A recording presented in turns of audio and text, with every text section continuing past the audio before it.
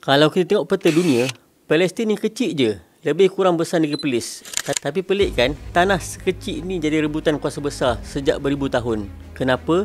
Sebab Palestin bukan sekadar tanah kosong, tapi kunci geopolitik. Ada 3 sebab kenapa Palestin merupakan kunci geopolitik dunia.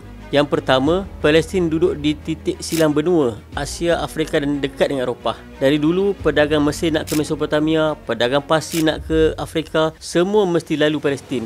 Ia macam highway antarabangsa kuno. Siapa pegang Palestin, dia boleh kawal ekonomi rantau. Yang kedua, Palestin ni subur. Lebih 9,000 tahun dulu sebelum Masihi, manusia dah pucuk tanam. Kota Ariha, bandar paling tua di dunia, lahir di Palestin. Jadi dari segi sejarah, Palestin adalah pusat tamadun awal manusia.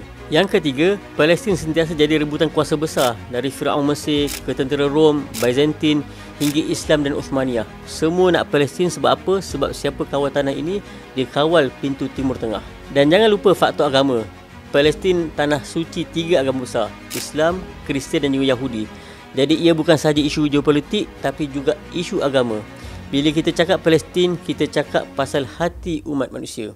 Kesimpulannya, Palestin bukan tanah kecil yang boleh diabaikan. Ia nadi dunia, highway kuno, pusat tamadun dan tanah suci agama. Itulah sebab sampai hari ini, Palestin terus jadi rebutan.